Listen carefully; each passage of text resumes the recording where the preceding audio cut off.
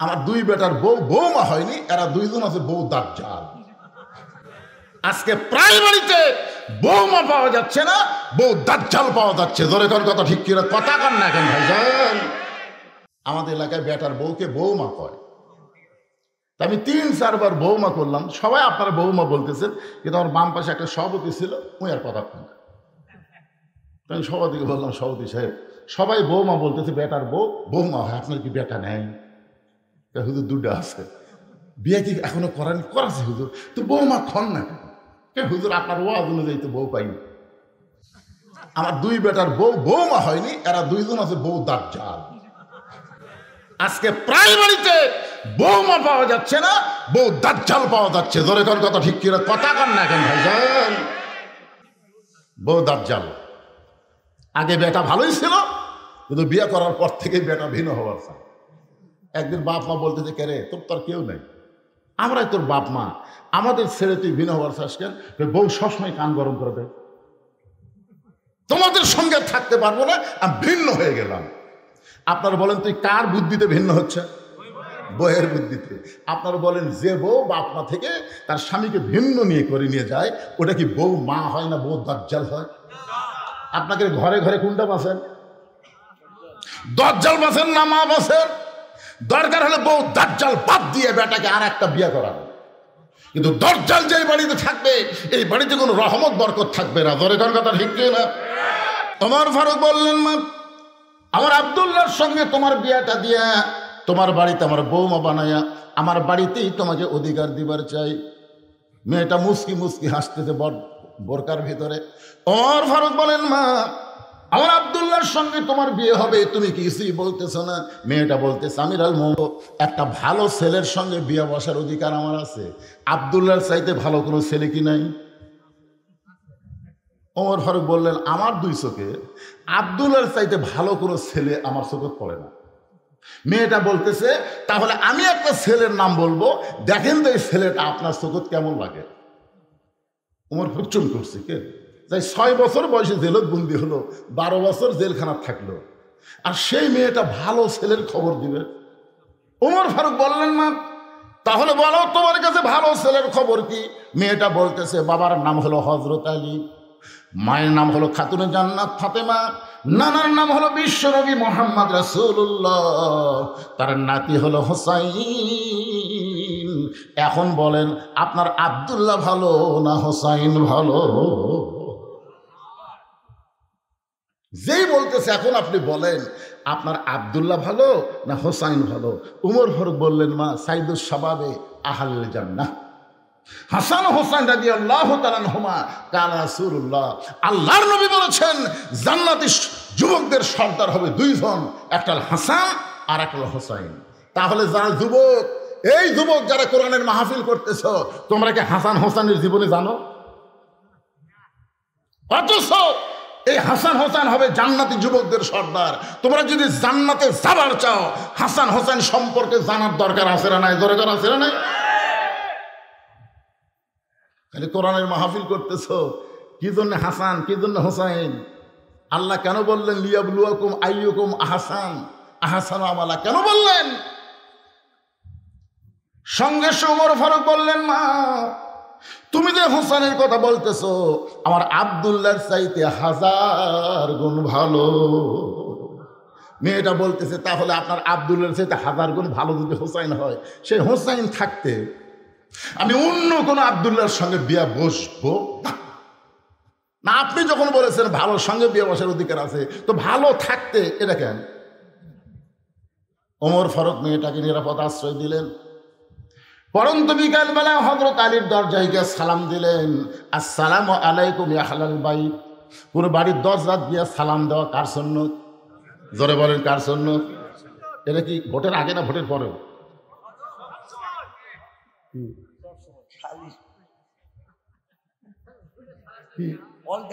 All time. আমাদের এক নেতা গাড়ি চড়ে আসতেছে, আমার দেখার জিনিস তো, আমি অনেক কিছু যেটা দেখি সেটা ওয়াজের মধ্যে বলি। নেতা ড্রাইভারকে বলতেছে গাড়ি থামা। ড্রাইভার বলতেছে, স্যার কি জন্যে? বলো ওই যে মানুষ আসতেছে। ড্রাইভার বলতেছে, না স্যার ওরা তো ফকির। ভোটের আগে পাগলা, ফকিরও স্যার আমিও হতে। গাড়ি যেই ব্রেক করছে, নেতা গাড়ির থেকে নামে সালাম দিচ্ছে, আসসালামু আলাইকুম। ফকির খেলে চারিদিকে পাঠায়। নেতা বলতেছে কি দেখেন? বলে আমি দেখতেছি কাক সালাম দিলেন। তা আপনাকে দিলাম, তা ভিক্ষা করে খায়।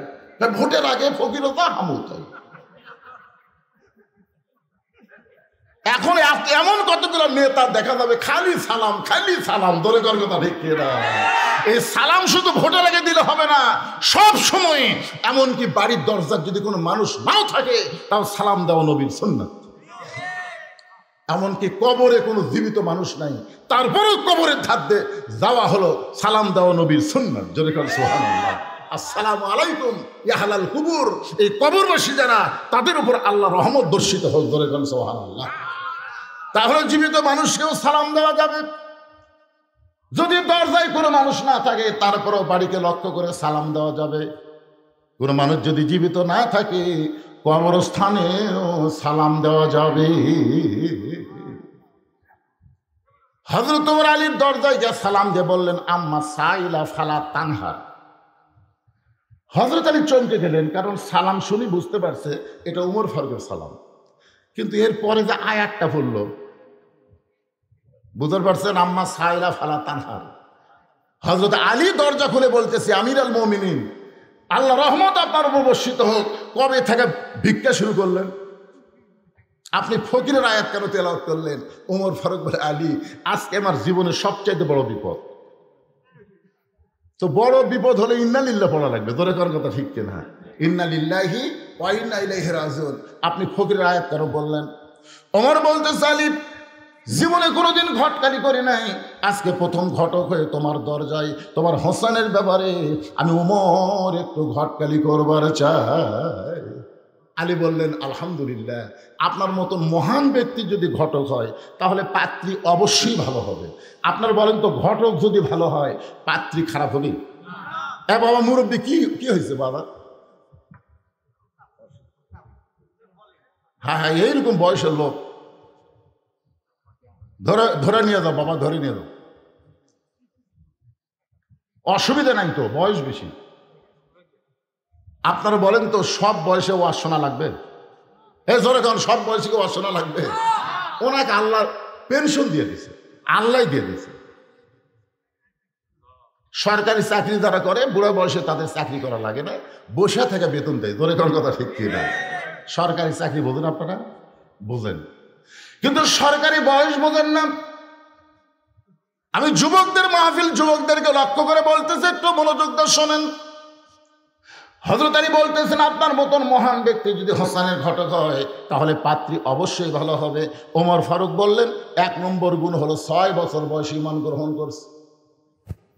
পাত্রীর 2 নম্বর গুণ হলো 12 বছর ঈমানের পরীক্ষা দিয়েছে। সকালবেলা 3টা করে চাবুক, বিকালবেলা 3টা করে চাবুক মারছে, এরপরেও মেয়েটা ঈমান হারা হয় নাই। ওমর ফারুক বললেন, পাত্রীর 3 নম্বর গুণ হলো, আমার হাদিসের হাফেজ, কোরআনের হাফেজ আব্দুল্লাহর সঙ্গে বিয়ে দিবার চাইলাম, কিন্তু মেয়েটা আমার আব্দুল্লাহকে অ্যালাউ করে নাই। আলী, তোমার হোসেনকে বড় পছন্দ করে, এখন বলো এমন মেয়েটাকে তোমার বেটার বউ করা যায়? আলী বলতেছে, আমির আল মুমিনিন, আমি মনে মনে মনে মনে এমন একটা মেয়ে খুঁজতেছিলাম। মনে মনে বেটার বউ খোঁজা যাবে, কিন্তু দেখে দেখে খোঁজা জায়েজ নাই। এখন কতগুলো বাপ খালি দেখে বেড়াচ্ছে। এ পর্যন্ত 19টা দেখছে। আমাকে, হুজুর 19টা দেখলাম, পছন্দ হয়নি। আমি বললাম, আবার বিয়ে করবে? না হুজুর, নিজের জন্য নয় তো, বেটার জন্য। তো বেটা বিয়ে করবে, আপনি দেখে বেড়াচ্ছেন? কিভাবে দেখেন? লাইয়া ছেড়ে হাত ধরে কয়, মা দেখি তো তোমার হাতটা, দেখি মা, দেখি তোমার চুল দেখি মা। এই হাত আর চুল দেখবার যায় যায় ওই লুচ্চা হয়ে গেছে, ওই আরো দেখবি। ধরে কোন কথা শিখছে না, লাইয়া ছেড়ে শালা লুচ্চা হয়ে গেছে। বিয়ার আগে বেটার জন্যও যা, বাপের জন্যও তাই। খুব মনোযোগ দেবেন, বিয়ার আগে ছেলের জন্য যা, বাবার জন্যও তাই। একটু মনোযোগ দিয়ে শুনবেন। আলী বলতেছে, এমন একটা মেয়ে আমি মনে মনে খুঁজতেছিলাম। ওমর ফারুক বলেন, আলী, তুমি যে মেয়েকে খুঁজতেছিলা সেই মেয়ের খোঁজ যখন আমি দিলাম, এখন বলো কি? বলে, আমার পক্ষ থেকে আমি 100 ভাগ রাজি। বিয়া দিবে কার সাথে? এ কথা কন না কেন? ঘটকালি কার সাথে হচ্ছে? 100 ভাগ রাজি কে? ওমর ফারুক বুকের মধ্যে নিয়ে বলতেছেন, আল্লাহুম্মা জিদ মুহাব্বাতান লিল্লাহি ওয়া লিরাসূলিহি। ওমর ফারুক আলী যখন কোলাকুলি করতেছে, এমন সময় হোসেন ঘর থেকে বের হয়ে বলতেছে, আসসালামু আলাইকুম দুই মুরব্বী, আপনার দুইজন যেভাবে কোলাকুলি করতেছেন মনে হয় বিয়ে আপনারাই করবেন। ওমর ফারুক বলে, হোসেন আমরা দুইজন তোমার মুরব্বী, তুমি কি মুরব্বী মানো না? হোসেন বলতেছে, আপনার দুইজন আমার মুরব্বী আমি জানি, কিন্তু আসল মুরব্বী হিসাবে আমি শুধু একজনকেই মানি। দুনিয়াতে যতই মুরব্বী হোক কোন মুরব্বী মানা যাবে না, একমাত্র মুরব্বী হলো মুহাম্মদ রাসূলুল্লাহ। ধরে বলেন কথা ঠিক কিনা? আজকে তাবলীগেরা দুই মুরব্বী ধরছে, থেকে দুই দল হয়ে গেছে। এক মুরব্বী, আতিউল্লাহ ও আতিউর রাসূল। এরপরে বলা হয়েছে উলিল আমরি মিনকুম, এখানে তো বলা হয়নি আতিউ উলিল আমরি মিনকুম, এখানে আল্লাহ বলে নাই। কুল হে রাসূল আপনি বলেন, ইন কুনতুম তুহিব্বুনাল্লাহ ফাত্তাবিউনি, কেউ যদি আমি আল্লাহকে ভালোবাসতে চাই, আমার গোলাম হতে চাই, তাহলে তার একটাই মাত্র আমল, ফাত্তাবিউনি, আপনাকে গ্রহণ করতে হবে। রাসূল সারা চোখ বন্ধ করে কাউকে মানা যাবে না। ধরে কোন কথা ঠিক কিনা কথা বলেন। ওমর ফারুক বলে, হোসেন তুমি কি বলবার চাও? হোসেন বলতেছে, আপনারা দুইজন আমার মুরব্বী, আমি আপনাদের সম্মান করি, কিন্তু আসল মুরব্বী হিসাবে আমার নানাকেই শুধু আমি মানি। ওমর ফারুক বলে, হোসেন তুমি একটু সুন্দর করে বোঝায় বলো। হোসেন বলতেছে, কয়েকদিন আগে আমি স্বপ্নে দেখলাম আমার নানা ঘরের মধ্যে আরাম করতেছে। আমি হোসেন দরজা গিয়ে বললাম, নানু ভাই আমি একটু ঘরের মধ্যে যাবার চাই। আমার নানা বলতেছে আমি জান্নাতে আরাম করতেছি, এখন দরজা খোলা যাবে না। আমি হোসেন চমকে গেলাম, যেই নানা আমার ভাঙ্গা ঘর থেকে কথা বলতেছে আর সেই নানা জান্নাতে আরাম করতেছে। দরজা না খুললে কি হবে, জানলার একটা ফাঁক দিয়ে আমি তাকায় দেখি আমার নানি উরাতকে বালিশ বানিয়ে দিছে। সেই উরাতের ওপর আমার নানা মাথা দিয়ে শুয়ে আছে। নানি আমার চুলের মধ্যে বিলকি কাটতেছে। আমি রাগ করে বললাম, নানু ভাই নানির উরাতকে বালিশ বানায় শুয়ে থাকলে কি জান্নাতে থাকা যায়? আমার নানা বলে, হোসেন রে তুই ছোট্ট মানুষ, তুই বুঝবি না, তোর নানির মতন বউ যদি কেউ ঘরে পায়, ওই ভাঙ্গা ঘরটা আল্লাহর জান্নাত হয়ে যায়। তোর নানির মতন বউ যদি কেউ ঘরে পায়, ওই ঘর ভাঙ্গা হলেও আল্লাহর জান্নাত হয়ে যায়। তাহলে দুনিয়াতে আপনার ঘর যদি জান্নাত বানাবার চান, ভালো একটা বইয়ের দরকার আছে না নাই? জোরে জন আছে না নাই? আজকে সারাদিন কাজ কাম করি, বাড়ির যায় শান্তি নেই, অশান্তির আগুন দাউ দাউ করে জ্বলতেছে অনেকের বাড়িতে। জোরে কর কথা ঠিক কেন ভাইজান?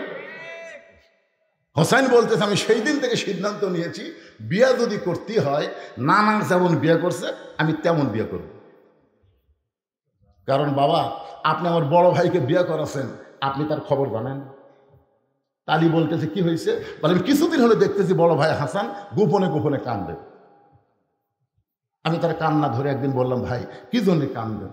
তো বলা যাবে না, তুই ছোট মানুষ, তো বলা যাবে না। আমি জোর করে বললাম, বড় ভাই কি জন্য কান্দেন? আমার ভাই বলল, তোর ভাবি ভালো না, তোর ভাবি ভালো না। হাসান দাদার বইয়ের নাম হলো জায়দা। জোরে বলেন নাম কি? বিয়ে করার পর থেকেই হাসান দাদাকে অত্যাচার করতেছে, যার কারণে গোপনে গোপনে কাঁদতেছে। আজকে যারা ঘরের মধ্যে খারাপ বউ আছে তাদের গোপনে গোপনে কান্না আছে না নাই? জোরে আছে না নাই? আমার ভাই যেমন ঠকছে বিয়ে করে, আমি আমার ভাইয়ের মতন ঠকতে চাই না। আমার নানা যেমন জিতেছে, আমি নানার মতন বউ চাই। ধরে কোন সুবহানাল্লাহ। দৌড়ে গিয়া বাবার হাত ধরে বলতেছেন, বাবা আপনি সত্যি করে বলেন তো আমার মা আপনার কেমন বউ ছিল? আপনি যেমন আমার মাকে বউ করে শান্তি পাইছেন দুনিয়ায়, আমার নানা যেমন বিয়ে করে শান্তি পাইছে দুনিয়ায়, আমি হোসাইন তেমন একটা মেয়েকে বিয়ে করতে চাই। ওমর ফারুক বলে, হোসাইন আমি যে মেয়েটার ঘরটালি করতেছি বাবা, ওই মেয়েটাকে তুমি বিয়ে করো। তোমার নানির মতন তোমার নানা যেমন বউ পাইছে, তোমার বাবা তোমার মাকে যেমন বউ পাইছে তেমন একটা বউ পাইবা। হোসেন বলতেছে, আপনার কথা মতো আমি বিয়ে করতে পারবো না। ওমর ফারুক বললেন, তাহলে কি বলতে চাও? হোসেন বলতেছে, আমি মনে মনে সিদ্ধান্ত নিয়েছি, আমি এমন একটা মেয়েকে বিয়ে করব যে মেয়েটা আমার 3টা প্রশ্নের উত্তর দিবার পারবে। জোরে কোন সুবহানাল্লাহ। ওমর ফারুক বলে, আলী হোসেন যে 3টা প্রশ্ন করবে এই প্রশ্ন সম্পর্কে তোমার জানা আছে? আলী বলতেছে, আমি জীবনের প্রথম শুনলাম। ওমর ফারুক বলে, আমিও তো প্রশ্ন জানি না, যেই প্রশ্ন আমিও জানি না তুমিও শোনো নাই, সেই প্রশ্নের উত্তর মেয়েটা কেমনি দিবে? আমার ঘটকালে আল্লাহ কবুল করে নাই। ওমর ফারুক কানতে কানতে মেয়েটা যেই ঘরের দরজায় গিয়ে বলতেছে, মা আমার আব্দুল্লাহকে বিয়ে কর, তোর জীবন শান্তিময় হয়ে যাবে। মেয়েটা বলতেছে, আমার কোনো আপত্তি নাই, কিন্তু আপনাকে একটা বার বলতে হবে আব্দুল্লাহ হোসেনের চাইতে ভালো। শুধু একটাবার যদি বলেন আব্দুল্লাহ হোসেনের চাইতে ভালো, তাহলে আমার কোনো আপত্তি নেই। ওমর ফারুক বলে, আমি কেমনে বলবো মা, কারণ হোসাইন আব্দুল্লাহর চাইতে 1000 গুণ ভালো, তাহলে হোসেন ভালো থাকতে খারাপ আব্দুল্লাহকে আমি বিয়ে করতে পারবো না। ওমর ফারুক বললেন, মা হোসেন সেই মেয়েটাই বিয়ে করবে যে 3টা প্রশ্নের উত্তর দিবার পারবে। এখন তুমি বলো, তুমি কি 3টার উত্তর দিবার পারবা? যেই প্রশ্ন আমি ওমর কোনোদিন শুনি নাই, যেই প্রশ্ন তার বাবা কোনোদিন জানে না, তাহলে তুমি কেমনে উত্তর দিবা? মেয়েটা বলতেছে, আমিরাল মুমিনিন, হোসেন কি 3টা প্রশ্ন করবে আমি জানি না, তবে আমার ঈমান বলতেছে আমি না পারলেও আমার আল্লাহ পারাবে। বর্তমানে গোটা বাংলাদেশ ওয়াজ করে, যেইটুকু বুঝতে পারতেছি আমার ঈমান বলতেছে আগামীতে আল্লাহর কোরআন বাংলাদেশের সংসদে দেখা যাবে। ঈমান ঈমান ঈমান। আপনাদের ঈমানের খবর কি? এই মাশাআল্লাহ, বোঝা গেল এখানেও ঈমান ভালো আছে, কারণ এখনো পুরাপুরি বুঝে বলি নাই, তাতেই তাকবীর শুরু হয়ে গেছে। লিল্লাহে তাকবীর। কি বুঝতেছে? সেই জেলায়, আগামীকাল আরেক জেলায়। আমি গতকাল ওয়াজ করছি নওগাঁ জেলার শেষ প্রান্তের রাজশাহী শুরু, তার আগে ওয়াজ করছি দিনাজপুরের নবাবগঞ্জ। এক এক দিন এক এক রাতে এক এক জেলায় ওয়াজ করতেছি, প্রতিটা জায়গায় গিয়ে দেখতেছি মনে হয় ইমানের একটা ভাব চলে এসেছে। আর এই বাংলাদেশ থাকবে না, আগামীতে আল্লাহর কোরআনের বাংলাদেশ হয়ে যাবে। ধরে গান কথা ঠিক কিনা? মেয়েটা বলতেছে, আমিরুল মুমিনিন, হোসেন কি 3টা প্রশ্ন করবে আমি জানি না, তবে আমার ঈমান বলতেছে আমি না পারলেও আমার আল্লাহ পারাবে। হাসিনা যেইভাবে আমাদেরকে কবজা করেছিল, অনেক মুরব্বীকে আমি জিজ্ঞাসা করেছিলাম খবর কি, বলে আমার জীবনে হাসিনার পতন দেখতে পাবো না। এমনভাবে দুর্বল হয়ে গিয়েছিল ঈমান।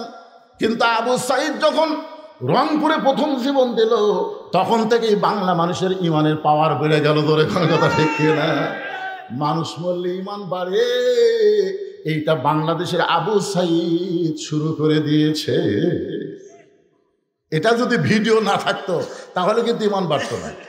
ভিডিও মার মার, রে 2 হাত বাড়ায় বলতে মারো। তখন পুলিশ মনে করছে এক একটা গুলি করলে উই দৌড় মারবি, গুলি করছে উই আরো 1 ধাপ সামনে আছে, মানে আবার গুলি করছে, আর 1 ধাপ সামনে আসে, গুলি খায়, ও মারে বাবারে, কোনো শব্দ নাই।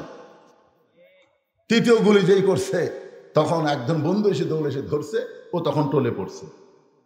বাংলাদেশের মুসলমানকে দেখাই দিল, দরকার হলে জীবন দিব, কিন্তু বাতিলের সঙ্গে কোনো আপোষ করা চলবে না। ধরে কোন কথা ঠিক কিনা? হ্যাঁ, ঈমানের দাবি যদি কুরবানি হয়, সেই দাবি ঘরে বসে থাকা নয়। ঈমানের দাবি হলো কিছু বিনিময়, সেই বিনিময় যদি কলিজার ঘাম হয়, সেই ঘাম দিতে যেন তৈরি থাকি। ওগো দয়াময় আমার আল্লাহ দয়াময়। কোন দিকে তাকে থাকেন? এটা ঈমান। বক্তা ওয়াজ করতেছে, কোন দিকে তাকে আছেন? ঈমানের দাবি হলো অগ্নি শিখা, বাতিলের বিরুদ্ধে জ্বলতে শিখা, সে আগুনে জ্বলে জ্বলে দিব ঈমানের পরিচয়। ঈমানের দাবি ঘরে বসে থাকা নয়। মেয়েটা বলতেছে, আমিরুল মুমিনিন, হোসেন কি 3টা প্রশ্ন করবে আমি জানি না, কিন্তু আমার ভেতরের ঈমান বলতেছে আমি না পারলে ওকে পারাবে। ওয়ালা রব্বিহিম ইয়াতাওয়াক্কালুন, আল্লাহর প্রতি ভরসা করছে। এখন বলেন তো, আল্লাহর প্রতি কেউ যদি ভরসা করে, আল্লাহ তার সাথে আছে না নাই? আল্লাহ কোরআনে বলেছেন, অহুয়া মাকুম আইনামা কুনতুম, বান্দা তুমি নিজকে অসহায় মনে করো না, আমার প্রতি ভরসা করলে আমি আল্লাহ তোমার সঙ্গে থাকবো। ধরে কোন সুবহানাল্লাহ। একটু আরেক জায়গায় আল্লাহ বলেছেন, ইন্নাল্লাহা মাআস সাবিরিন, ধৈর্যশীলদের সঙ্গে কে আছে? তা আপনারা যখন কোরআনের ওয়াজ শুনতেছেন, আপনাদের মনের মধ্যে শয়তান ওয়াজ হয়ে দিচ্ছে, কিন্তু আমরা তো কোরআন সংসদে চাই না, এ হুজুর তো যে হারে ওয়াজ করতেছে আমাদের বিরুদ্ধে ওয়াজ করতেছে না। আপনি ধৈর্য নিয়ে শোনেন, তারপরে বুঝবেন মুসলমান হয়ে যদি আমরা মরতে চাই, আল্লাহর কোরআনের বিকল্প কোনো রাস্তা নাই। জোরে কোন কথা ঠিক কিনা? আপনি কি মরছেন? জোরে কোন মরছেন? কিন্তু মরাটা তো মুসলমান হিসেবে মরা লাগবে ভাই না? এই জন্য একটু ধৈর্য নিয়ে মনোযোগ দিয়ে শোনেন। ওমর ফারুক এক দৌড়ে আইছে হযরত আলীর বাড়িতে। কিছুক্ষণ আগে যে লোকটা কাঁদতে কাঁদতে চলে গেছে, সেই লোকটা আবার ফিরে আসছে। আলী জিজ্ঞাসা করতেছে, এখনই আপনি গেলেন মন খারাপ করে, এখনই ফিরে আসলেন কেন? বলে তারিখ করার জন্য। হোসেন বলতেছে কিসের তারিখ? কিসের তারিখ?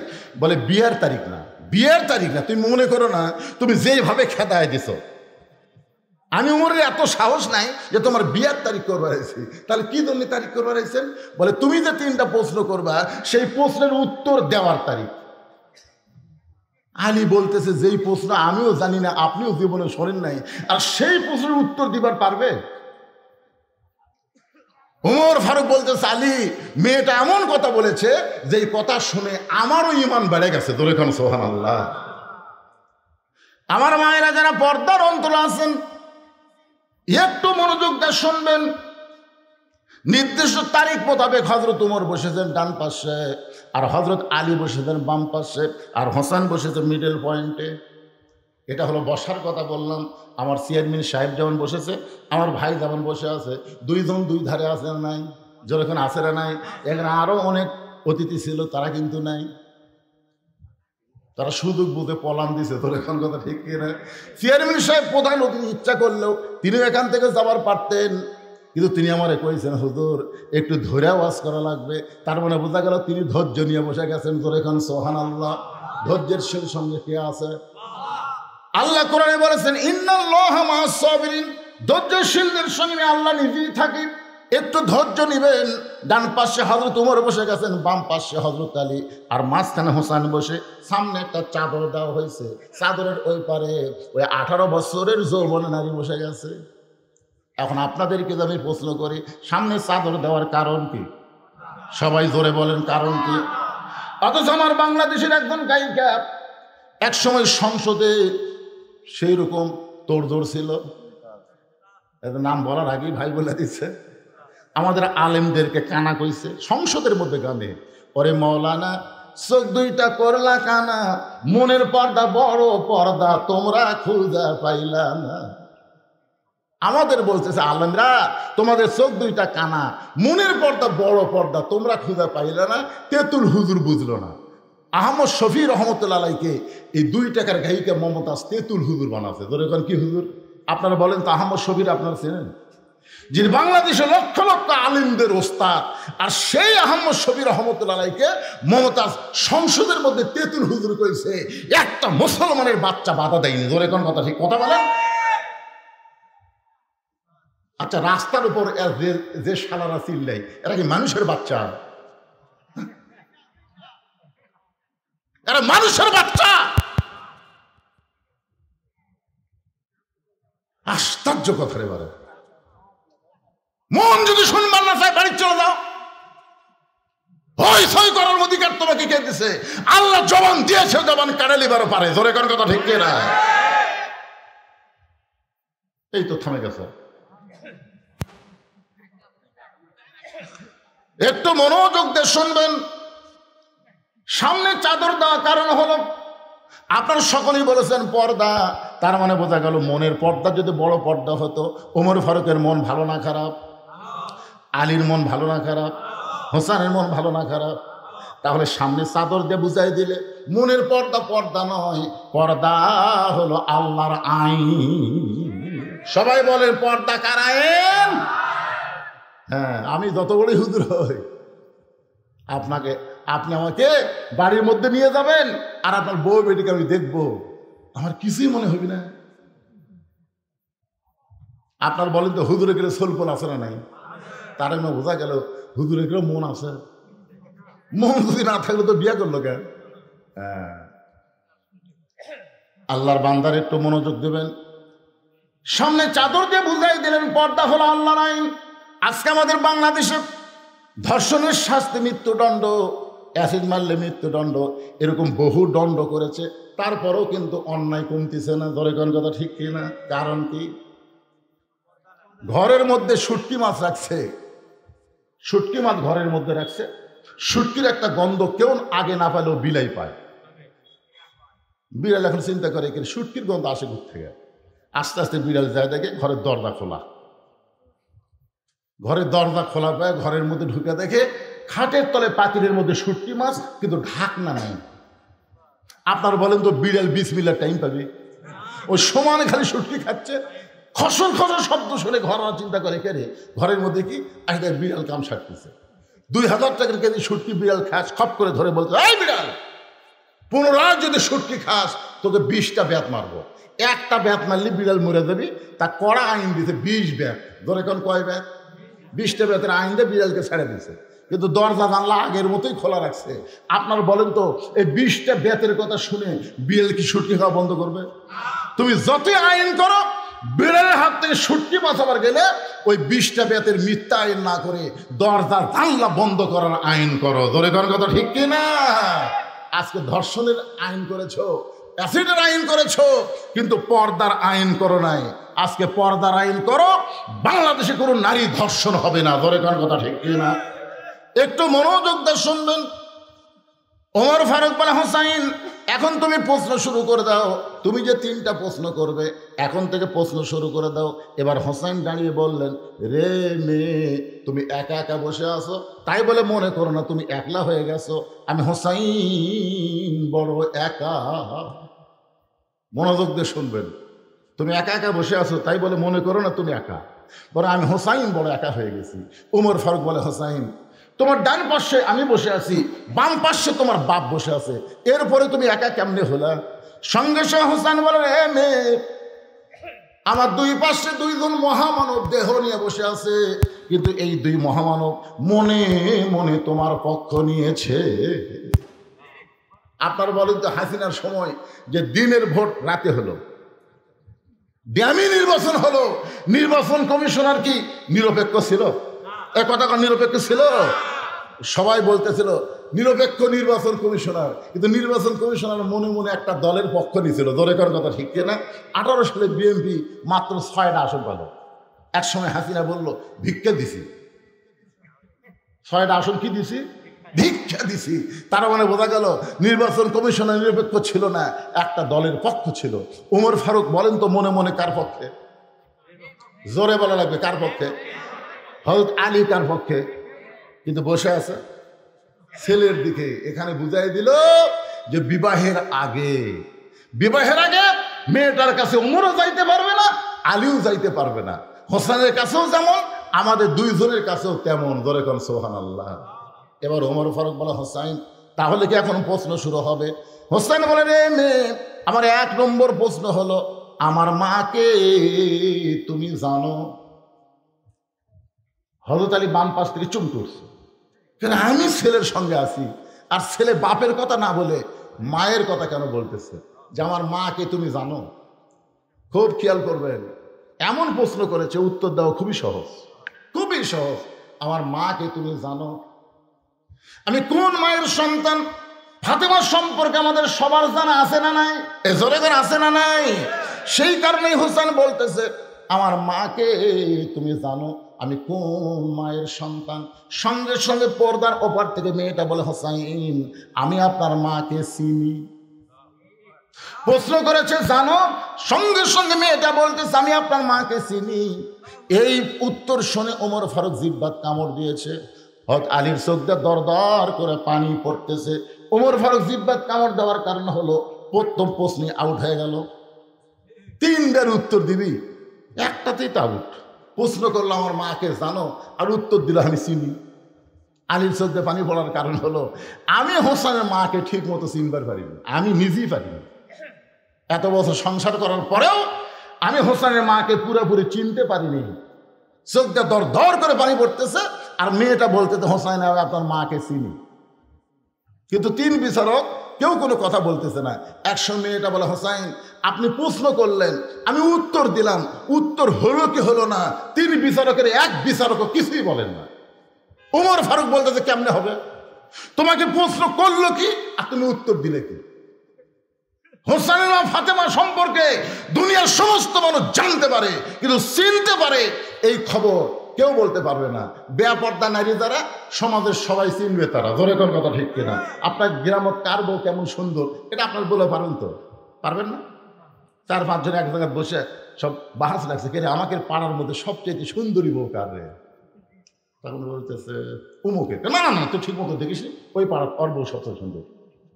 তাহলে তোমরা তো অপরের বউ সুন্দরের কথা বলতেছে কেমনে?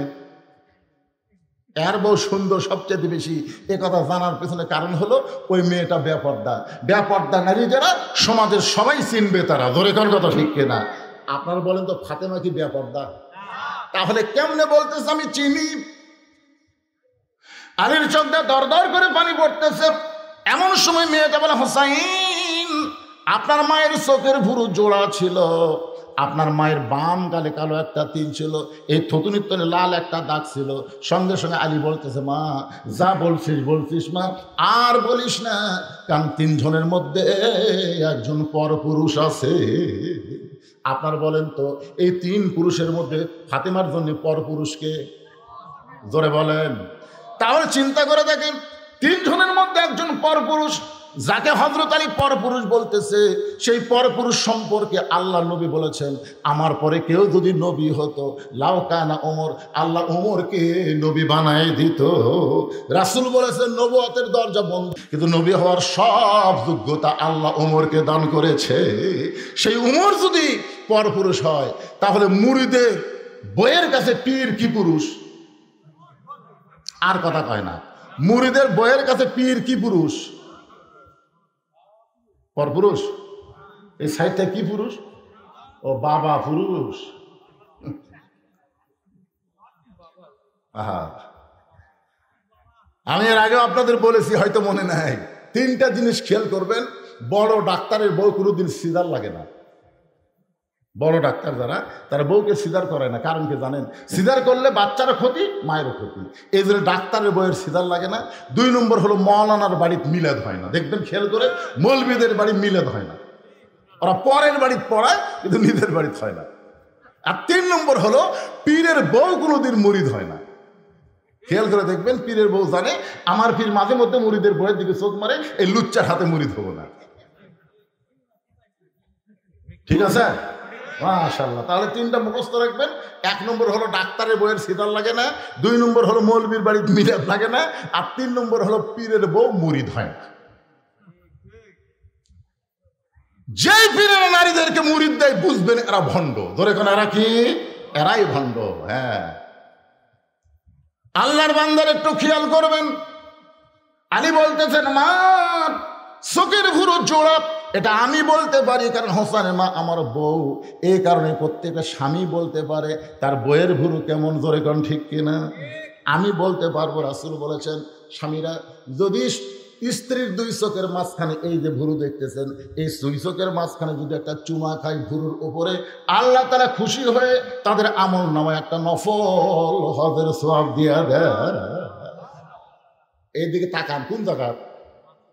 এই 2 ভুরুর মাঝখানে এই চুমা দেওয়ার নফল হজের সওয়াবের কথা কইছি। মেয়েদের কাছে স্লিপ পাইছে, হুজুর আপনি তো মস্ত বড় ক্যাফাল করলেন। আমার স্বামী যে বিড়ি খাওয়া খায়, ওই ঘরের মধ্যে ঢুকলি মনে হয় ভোকরা পাটা ঢুকছে, এই জায়গা চুমা খাবার গেলে তো আমার পেট খারাপ হয়ে যাবে। শোনেন, যারা বিড়ি খায়, এই যারা বিড়ি খায়, এরা যে ঘর থাকে, সে ঘরে সবকিছু গন্ধ না? কথা গন্ধ কিনা? আর কাপড় ধরেন, যা ধরেন সব দুর্গন্ধ। এই জন্য আল্লাহ নবী বলেছেন, স্বামী স্ত্রী মহব্বত করার জন্য ঘুমানোর আগে মেসওয়াক করা সুন্নত, আবার ঘুম থেকে উঠে মেসওয়াক করা সুন্নত। আপনি যত বেশি মেসওয়াক করবেন, আল্লাহ আপনার মুখের দুর্গন্ধ তত বেশি দূর করে দিবে। সুবহানাল্লাহ জোরে কর। আলী বলতেছেন, মা বাম গালে একটা তিল আছে, আমি বলতে পারি। থুতির তলে লাল একটা দাগ আছে, হোসাইন তার মা হওয়ার কারণে বলতে পারে। তুমি কেমনে বললাম? মেয়েটা বলতেছে, মুরব্বী তাহলে শোনেন, ওই রোমের জেলখানার মধ্যে যখন আমি বন্দি ছিলাম, সকালবেলা 3টা করে চাবুক মারতো, বিকালবেলা 3টা করে চাবুক মারতো। আমার দেহের এমন কোনো জায়গা নেই যে জায়গায় চাবুকের আঘাত লাগে নাই। এক সময় চাবুক মারতে মারতে আমি অধৈর্য হয়ে গেলাম, বিরক্ত হয়ে বললাম, আল্লাহ তুমি আছো আসমানে, তোমার নবী আছে মদিনায়, এই রোমের জেলখানার মধ্যে এত নির্যাতন, আমাকে দেখার মতন কেউ নাই। লা ইলাহা ইল্লাল্লাহ আছে আসমানে, আর মুহাম্মদ রাসূলুল্লাহ আছে মদিনায়। এই জেলখানার মধ্যে এত নির্যাতন হচ্ছে, দেখার মতন কেউ নাই। মাঝে মধ্যে কিন্তু বিরক্ত হয়েছে বিএনপির লোকেরা, বিরক্ত হয়েছে জামাতের লোকেরা এই 15.5 বছর আল্লাহর উপর। মাঝে মধ্যে নিজের বাড়ি বানাচ্ছে, সে বাড়ি থাকা যাচ্ছে না, আলুর বাগুড়ির মধ্যে থাকা লাগতেছে, তাও যদি আলুর দাম হতো। এইবারে আলু যে কি করবি ভাই, আলুর বাগুড়ির মধ্যে থাকা লাগছে, ওয়াজ করে বাড়ি থাকা যায় নাই। বাড়ির বউ মোবাইল করে বলতেছে, সন্ধ্যা থেকে পুলিশ ঘুরতেছে, আপনি বাড়িতে আসবেন না। চিন্তা করেন, চোর ডাকাত বলে শুয়ে আছে, আর আলিম হয়ে আলুর বাগুড়ির মধ্যে ঘুম পাড়তেছে, একটু বিরক্ত ভাব আসে কি আসে না? গাজার মুসলমান কিন্তু মাঝে মধ্যে বিরক্ত হয়, আল্লাহ ইসরায়েলি ইহুদিরা আমাদের পাখির মতন হত্যা করতেছে, তুমি কখন সাহায্য করবে? মাতা নাসরুল্লাহ, তোমার সাহায্য কখন হবে?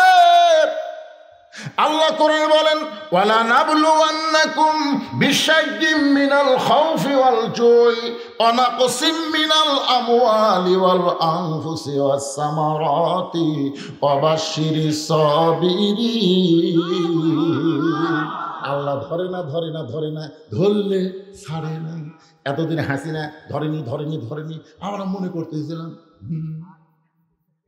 আল্লাহ কয় 41 সাল লাগবে না রে, 24 সালের মধ্যে আমি আল্লাহ এমন ধরা ধর্ম। আল্লাহ নবী বলেছিল 12 কোটি মুসলমান গাছের গোড়া না দিবে, আর দিল্লির মামু বাড়ি গিয়ে পড়বে। ধরে কোন কথা ঠিক কিনা? আল্লাহর ওলির কথা 100 ভাগ সত্য হয়ে গেছে। সুবহানাল্লাহ হবেন না ভাই? একটু মনোযোগ দিয়ে শুনবেন। মেয়েটা বলতেছে, মুরব্বী হযরত আলীকে লক্ষ্য করে বলতেছে যে আমি বিরক্ত হয়ে বললাম, আল্লাহ তুমি আছো আসমানে, নবী আছে মদিনায়, এই জেলখানায় এত নির্যাতন আমাকে করতেছে, আমাকে দেখার মতন তো কেউ নাই। এ কথা বলে কাঁদতে কাঁদতে যখন ঘুমায় গেছি, ওই ঘুমের ঘরে আমি স্বপ্নে দেখতে পাই আমার শিয়রের পাশে নূরের একটা পুতুলি বসে কাঁদতেছে। আমি বললাম, কে গো আপনি? জান্নাতের হুরি না বেহেশতের পরি? আমার মাথায় হাত দিয়ে বলে, মা আমি জান্নাতের হুরিও না, বেহেশতের পরিও না, আমি হলাম জগৎ বিখ্যাত মা ফাতেমা। আমি তখন ওই ঘুমের অবস্থায় স্বপ্নে তার চেহারার দিকে তাকালাম, কিছুই দেখতে পাইলাম না। যতটুকু দেখতে পাইলাম ভুরু 2টা জোড়া, বাম গালে কালো একটা তিল, থুতুনির তলে লাল একটা দাগ দেখেছি, এর বাহিরে আর কিছুই দেখতে পাই নাই। সঙ্গে সঙ্গে হোসেন বলে, রে মেয়ে, 1 নম্বর প্রশ্নের উত্তর যেমন আশা করেছিলাম তার চাইতে 100 গুণ তুমি সুন্দর উত্তর দিয়েছ। লিল্লাহে তাকবীর। ওমর ফারুক বলতেছে, আমার ঘটকালে আল্লাহ কবুল করছে। হোসেন বলতেছে, এত সহজ না, 3টা প্রশ্নের উত্তর দিলে বিয়ে করব, নচেত আমি বিয়েই করব না। ওমর ফারুক বলে, হোসেন তাহলে এখন 2 নম্বর প্রশ্ন শুরু করো। ইজা আসাবাতুহুম মুসিবাতুন ক্বালু, সকলে পড়েন, ইন্না লিল্লাহি ওয়া ইন্না ইলাইহি রাজিউন। জায়েদকে সামনে নিয়ে আলোচনা করতেছি ভাইজান। যখন বিপদ আপদ মুসিবত তোমাদের সামনে আসবে, আল্লাহ দোয়া শিখা দিয়েছেন, বেশি বেশি তোমরা ইন্না লিল্লাহর আমল করবে। ইন্না লিল্লাহর আমল হলো, এ দুনিয়াতে থাকা যাবে না, যতই বড় বড় বাড়ি তৈরি করো, এখানে থাকার কোনো সুযোগ নাই, আমাদের সবাইকেই যাওয়া লাগবে। ধরে কোন ঠিক কিনা? কোন বনেরই পাখি তুমি, আইলারে কোন বনে, আবার কোন বনেতে যাইতে হবে, পড়ছে নাকি মনে? হোসাইন বলে, রে মেয়ে, আমার 2 নম্বর প্রশ্ন হলো, 6 বছর বয়সে তুমি ইমানটা কেমনে পাইলা? কারণ তোমার দাদা খ্রিস্টান, তোমার বাবা খ্রিস্টান, যেই দেশের জেলখানায় বন্দি ছিলা ওই দেশের সবাই খ্রিস্টান, তাহলে খ্রিস্টানদের মধ্যে 6 বছর বয়সে তুমি ইমানটা কেমনে পাইলা? এটাই হলো আমার 2 নম্বর প্রশ্ন। ওমর ফারুক চমকে উঠছে, যেই প্রশ্ন আমি উমর করার কথা মেয়েটাকে, সেই প্রশ্ন আমি উমর করতে পারি নাই। প্রশ্ন করেছে কে? জোরে এখন প্রশ্ন করেছে কে? 6 বছর বয়সে তুমি ইমানটা কেমনে পাইলাম? সঙ্গে সঙ্গে মেয়েটা বলে, হোসাইন 6 বছর বয়স ইমান কেমনে পাইলাম যখন শুনতে চান তাহলে শোনেন। আমি দুনিয়ার সাধারণ কোনো ঘরে জন্মগ্রহণ করি নাই। আমার দাদা হলো রোম সম্রাট কাইসার। আমি দুনিয়ার সাধারণ কোনো ঘরে জন্মগ্রহণ করি নাই। আমার দাদা হলো রোম সম্রাট কাইসার। যেই বলেছে রোম সম্রাট কাইসার ওর হচ্ছুম করছে। ওরে বাবা রে। মেয়েটা বলতেছে 6 বছর বয়স আমি যখন অন্দরমহলে ছিলাম আমার দাদা আমার ঘরে গিয়ে বলতেছে, নাতনি আজকে রোমের রাজ দরবারে খেলা হবে, তুই কি খেলা দেখতে যাবি? আপনারা বলেন তো, ছোট ছোট বাচ্চারা খেলা পছন্দ কম করে না বেশি করে? এই জন্য ছোট ছোট বাচ্চাদের হাতে মোবাইল দিবেন না। আপনাদের অনুরোধ করতেছি, এই ছোট ছোট বাচ্চাদের হাতে মোবাইল যদি দেন, এই মোবাইল ছাড়া ভাত খাবি না। হ্যাঁ, মোবাইল ছাড়া ভাত খাবি, মোবাইল ছাড়া আর কান্না বন্ধ হবে না। তাই আপনাদের অনুরোধ করি, ছোট ছোট বাচ্চারা যদি একবার মোবাইলের গেম বুঝতে পারে তাহলে আর আপনি ওকে মানুষই করতে পারবেন না। জোরে কোন কথা ঠিক করে কথা বলেন। হ্যাঁ, ছোট ছোট বাচ্চারা খেলা পছন্দ করে।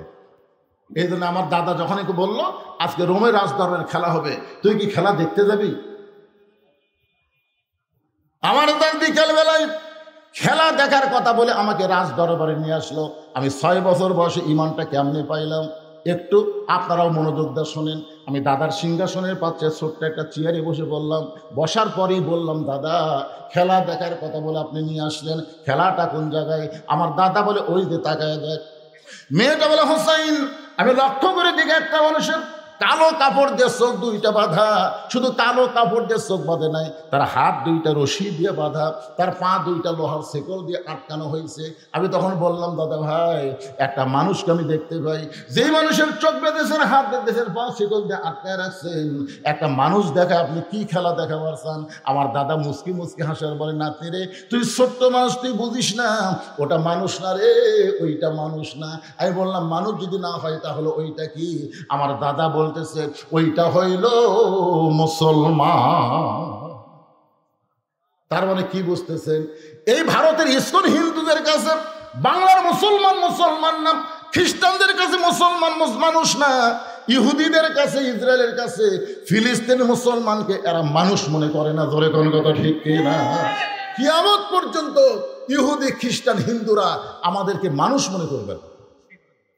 বিধর্মীরা কোনোদিন মুসলমানকে মানুষ মনে করে না, মনে করে আর আলাদা জাত। অথচ আল্লাহ কোরআনে বলেছেন, অমাইয়াবতাগি গয়রাল ইসলামা দীনান ফালা ইউকবালা মিনহু। আল্লাহু আকবার। আচ্ছা, এই যুব মাহফিলের কমিটি নাই?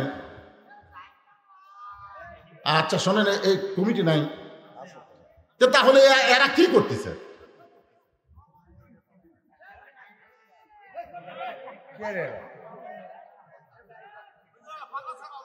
আরে পাগলা ছাগলা হলে তো আপনার ওদিক তাকাচ্ছেন, আপনি সামনে বসে ভালো শুনতেছেন, কিন্তু মাঝখান থেকে ওরা মাথার সমস্যা তো ওনার রে ভাই। কিন্তু আপনার যদি আমার কথাগুলো এই সময় এসে ব্যাখ্যাল হন, কঠিন কথা হচ্ছে যে ওইটা মানুষ না, ওইটা মুসলমান। কি বুঝতেছেন? আমার দাদা না থাকে আরে সমান, এটা মানুষ না, এটা হলো মুসলমান। আমি তখন বললাম, দাদা এই মুসলমানকে নিয়ে আপনি কি খেলা খেলবেন? আমার দাদা বলে, ওই যে তাকায় দেখ। আমি তাকায় দিকে বিশাল একটা আগুনের চুলায় দাউ দাউ করে আগুন জ্বলতেছে, তার উপর বিশাল একটা দেখছি, মনে মনে তেল, নিচের আগুনের তেলগুলো টকবক টকবক করতেছে। আমার দাদা বলতেছে, ওই মুসলমানকে হাত পা বাঁধা উত্তপ্ত তেলের মধ্যে ফেলে দিব, মুসলমান তেলের মধ্যে পড়ে মরে যাবে। আজকের খেলার নাম হলো মুসলমান মারার খেলা। আমি তখন ছোট্ট মেয়ে আস্তে করে বললাম, দাদা এই মুসলমানকে না মাইরা এই মুসলমানকে ছেড়ে দেওয়া যায় না, এই মুসলমানকে হত্যা না করে এই মানুষ মারার খেলা, মুসলমান মারার খেলা কি বন্ধ করা যায় না? আমার দাদা বলে, 100 বার বন্ধ করা যায়। ওই মানুষটা যদি একটা বারের জন্য বলে আল্লাহ রাসূল মানি না, ওই মুসলমান খালি একটা বারের জন্য বলবে আল্লাহ রাসূল মানি না, তাহলে চোখের বাঁধন খুলে দিব, হাতের বাঁধন খুলে দিব, পায়ের শিকল খুলে দিব। আমি ছোট্ট মেয়ে আস্তে আস্তে মুসলমানের কি কাছে গিয়ে বললাম, মুসলমান তোমার চোখ 2টা বেঁধে রাখছে বলে তুমি দেখবার পাচ্ছ না, তোমার হাত বেঁধে রাখছে, পাও বেঁধে রাখছে, তুমি দৌড় মারবার পারতেছো না। তুমি কি জানো আমার দাদা তোমাকে হত্যা করার জন্য আগুনের চুলার মধ্যে তেল গরম করতেছে, উত্তপ্ত তেলের মধ্যে তোমাকে ফেলে হত্যা করবে। ও মুসলমান, তুমি যদি বাঁচতে চাও খালি একটা বারের জন্য বলো আল্লাহ রাসূল মানি না, খালি একটা বার বলবা আল্লাহ রাসূল মানি না, আমার দাদা তোমাকে ছাইড়া দিবে। সঙ্গে সঙ্গে মুসলমান বলল, মা তুমি ছোট্ট মানুষ, তোমার কাছে জীবনের দাম বেশি, কিন্তু একজন মুসলমানের কাছে জীবনের চাইতে ঈমানের দাম বেশি। আপনারা যারা বসে আছেন ভাইজান, আপনাদের কাছে জীবনের দাম বেশি না ঈমানের দাম বেশি? কাদের কাছে ঈমানের দাম বেশি? দুই হাত আল্লাহরে দেখান, লিল্লাহে তাকবীর। হ্যাঁ, এই জীবন যত চেষ্টাই করেন এই জীবন বাঁচাবার পারবেন না, যত চেষ্টায় আপনি করেন, কিন্তু আপনি একটু চেষ্টা করলে আপনার ঈমানকে আপনি বাঁচাবার পারবেন। বর্তমানে আমাদের বাংলাদেশে ঈমান হরণের চক্রান্ত চলতেছে, জোরে কোন কথা ঠিক কিনা? এই যুব শক্তিকে অপশক্তিতে রূপান্তর করার জন্য ঈমান হরণের নানা ধরনের চেষ্টা চলতেছে ভাই। যখন বলেছে দরকার হলে জীবন দিব কিন্তু ঈমান হারা হব না, রোম সম্রাট কাইসার দাঁড়িয়ে বলে, এই সৈন্যরা আর দেরি করা যাবে না, আর হাত পা বাঁধা অবস্থা আগুনের চুলার মধ্যে ফেলে দাও। মেয়েটা বলতো, হোসাইন যখন আমার দাদা হুকুম করলো হাত পা বাঁধা অবস্থায় উত্তপ্ত তেলের মধ্যে ফেলে দাও। এখন আমি তখন বললাম, দাদু ভাই এই মানুষ মারার খেলা আমি দেখবো না, আমি চলে যাই। আমার দাদা বলতে যে খেলা দেখার জন্যই তোকে নিয়ে আসছি, খেলা দেখাই লাগবে। জোর করে যখন আমার বাম হাতটা ধরে রাখলো আমার দাদা, জোর করে যখন আমার হাতটা ধরে রাখলো, আমি তখন কি করব? বাধ্য হয়ে আমি বসে বললাম। আমি তাকায় দেখি ওই মুসলমানকে উত্তপ্ত তেলের দিকে নিয়ে যাচ্ছে, মুসলমান একটা বারও পিছু টান দেয় না, বীরের মতন সামনের দিকে যায়। সুবহানাল্লাহ না কেন? আশ্চর্য হয়ে গেলাম। আর কিছু দূর যাওয়ার পরেই এই মুসলমানকে উত্তপ্ত তেলের মধ্যে ফেলে দিবে। তারপরে মুসলমান হেঁটে হেঁটে যখন চুলার দিকে যায়, আমাদের বাংলাদেশে যাদেরকে ফাঁসি দেওয়া হয়েছে তাদের ব্যাপারে শুনে দেখবেন, ওই যে জল্লাদ একটা বের হয়েছিল শাহজাহান, ধরে বলেন নাম কি? জল্লাদ শাহজাহান বলেছে তাদেরকে যখন ফাঁসির মঞ্চের দিকে নিয়ে যাওয়া হয় তারা বীরের মতন হেঁটে হেঁটে গেছে, কেউ পিছন দিকে একবারও তাকাই নাই। তার মানে বোঝা গেল তারা বীরের মতন ওই ফাঁসির মঞ্চের দিকে যায় কেন? ফাঁসির মঞ্চের মাধ্যমে আল্লাহ তাআলা তাদের জন্য জান্নাতের দরজা খোলার ব্যবস্থা করেছে। সুবহানাল্লাহ। আমি আশ্চর্য হয়ে গেলাম। মেয়েটা বলতে 6 বছর বয়সের ছোট্ট মেয়ে। আমি আশ্চর্য হয়ে গেলাম, মুসলমান যখন বীরের মধ্যে আগুনের দিকে হাঁটতেছে, আমি দুইটা চোখ বন্ধ করলাম, একটা জীবন্ত মানুষকে উত্তপ্ত তেলের মধ্যে ফেলে দিবে। আমার দাদা বাম হাত ধরে আছে, আর ডান হাত দিয়ে আমি দুইটা চোখ চেপে ধরলাম, একটা মানুষ মরার দৃশ্য আমি দেখব না। আমি যখন দুইটা চোখ ডান হাত দিয়ে চেপে ধরেছি, এমন সময় মধুর একটা কলেমা আমার কানের মধ্যে ঢুকে গেল। ওই মুসলমান উত্তপ্ত তেলের একটু আগে গিয়ে পড়া শুরু করলেন, লা ইলাহা ইল্লাল্লাহু মুহাম্মাদুর রাসূলুল্লাহ। সকলে বলি সাল্লাল্লাহু আলাইহি ওয়াসাল্লাম। মেয়েটা বলে, হোসাইন এই কলেমা আমার কানের মধ্যে দিয়ে ঢুকে আমার কলিজার মধ্যে ঢুকে গেল। এই মধুর কলেমা আমাকে এমন ভালো লাগলো, জীবনের প্রথম শোনার পরে কানে শুনেছি, কলিজার মধ্যে জায়গা দিয়েছি। তখন কলেমা কলিজার মধ্যে জায়গা পায়, আমার যদিও চোখ ঢাকা তারপরও আমি দেখতে পাই। ধরে কোন সুবহানাল্লাহ। ডান হাত দিয়ে চোখ ঢাকার পর আমি দেখতে পাই ওই মুসলমানের দেহটা উত্তপ্ত চুলার মধ্যে ফেলে দিচ্ছে, কিন্তু দেহের মধ্যে যে পাখিটা উত্তপ্ত তেলের মধ্যে পড়ার আগে ওই পাখিটা কে যেন সযত্নে ধরে সবুজ রঙের একটা বাগানে উড়াল দেয়। আমি নিজের চোখে দেখলাম মুসলমানের দেহ নামক খাঁচাটা উত্তপ্ত তেলের মধ্যে পড়েছে, কিন্তু পাখিটা কে যেন সযত্নে ধরে সবুজ রঙের একটা বাগানে উড়াল দিয়ে চলে যায়। আমি তখন আর দেরি করলাম না, একটা হ্যাঁচকা দিলাম, কারণ আগে ছিলাম আমি একা, কিন্তু ঈমান গ্রহণ করার সঙ্গে সঙ্গে আল্লাহর সাথে দেখা। ধরে কেন সুবহানাল্লাহ। যখন আমি হ্যাঁচকা টান দিলাম, আমার দাদার কাছ থেকে আমার হাতটা খুলে গেল। আমি এক দৌড়ে বাড়ির কাছে গিয়ে মাকে ধরে বললাম, মা লা ইলাহা ইল্লাল্লাহ মুহাম্মাদুর রাসূলুল্লাহ। আমার মা চমকে গিয়ে বলতেছে, তুই না তোর দাদার সাথে খেলা দেখবার গেলি, এই মুসলমানের কলমা কোথায় পাইলি? এই কলমা ভুলে যা মা, এই কলমা যদি তোর দাদা বাপ শুনতে পাই তাহলে তোকে হত্যা করবে। আমি তখন বললাম, মা এই কলমাওয়ালারা কোনোদিন মরে না।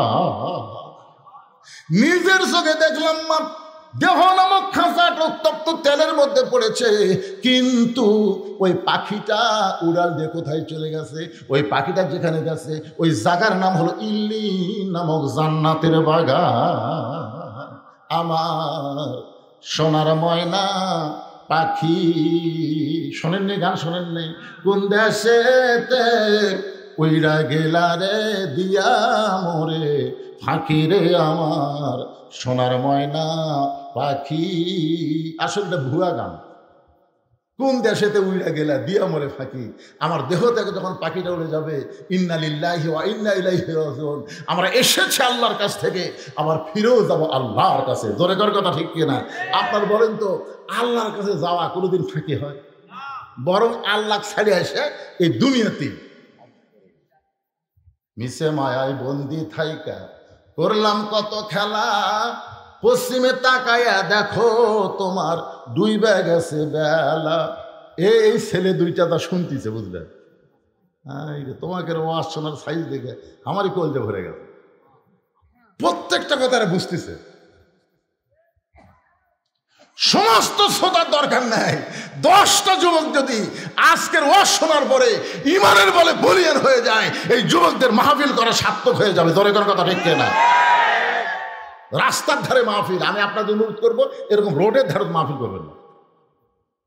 রাস্তা দিয়ে বদমাইশ যায়, শয়তানও যায়, ভালো মানুষও যায়। জোরে করে কথা ঠিক না? আবার রাত 1টার পরে চোর ডাকাত, এই রাস্তা। খালি এই রাস্তার ধারে মাহফিল না হলে একটা লোক অন্য কোনো দিক তাকাতো না, একটা না কথা শুনতো। ঠিক কথা কন না কেন ভাইয়া? আজকে আপনাকে বেশিও শোনাবো দেখে উঠছি দেখেন 10:45, এখন 11:30 বাজতেছে, 11টা 11:30 পার হয়ে গেছে। না চলুক, কয়টা বন্ধু চল বিষয়ের কথা না, ও আর শেষ হলে আমি মনোজাত করবো। তো যে কথাটা বলতেছি এ কথাটা আপনাকে বোঝা লাগবে না? কারণ বোঝার দরকার আছে না নাই? কত গুরুত্বপূর্ণ কথা। আমাদের সবাইকে যেতে হবে ইন্না লিল্লাহি ওয়া ইন্না ইলাইহি রাজিউন। যতই 3 তলা 4 তলা 5 তলা বাড়ি বানান, শয়তান বারবার বলবে তাকায় দেখ, কি দেখতেছিস ভাই? 5 তলার ভিত দিছি ভাই, 3 তলা হচ্ছে। ও যে রড বের করে থুছি, আর 2টা তলা হলেই আমার শান্তি রে, আর 2টা তলা হলে আমার কোনো টেনশন নেই। আপনার বলেন তার 2 তলা হলে আর টেনশন নাই? নাই? বারবার বলতেছে কোন দিকে তাকাস, উপর দিকে তাকাস না পাগল। তোর জন্যে 1 তালাও বরাদ্দ হয়নি, তোর জন্য রাখা হলো নিচতলা। ধরে কোন তলা? নিচতলা মানে কি? মাটির নিচে থাকার চিন্তা করছেন? মাটির নিচে থাকার চিন্তা করছেন? ইজা আসাবাতহুম মুসিবাতুন ক্বালু ইন্না লিল্লাহি ওয়া ইন্না ইলাইহি রাজিউন। আয়াতকে সামনে নিয়ে আপনাদের সামনে আলোচনা করতেছি। মেয়েটা বলে, হুসাইন, আমি এক দৌড়ে চলে আসলাম মায়ের কাছ থেকে আমার দাদার কাছে। আয়েশা থেকে আমার দাদা সমস্ত সৈন্যদেরকে নিয়ে হাসতেছে, শাহবাগের মিছিল করতেছে। আমাদের বাংলাদেশে যখন কোনো ফাঁসি হতো তখন শাহবাগ ওর আগে মিছিল করতে। ধরে কারণ ঠিক কিনা? মানে একটা ফাঁসি হতি আর একটা কয় ফাঁসি চাই, ফাঁসি চাই। আল্লামা সাইদ হুজুরের জন্য ফাঁসির মিছিল করছে এই বাংলাদেশে যিনি 50 বছর কোরআনে হক তাফসীর করছে, তার ফাঁসির জন্য এই বাংলাদেশে যারাই মিছিল করেছে, আর যাই হোক এদের জন্ম ঠিক নাই। ধরে কথা কন না কেন ভাইজান?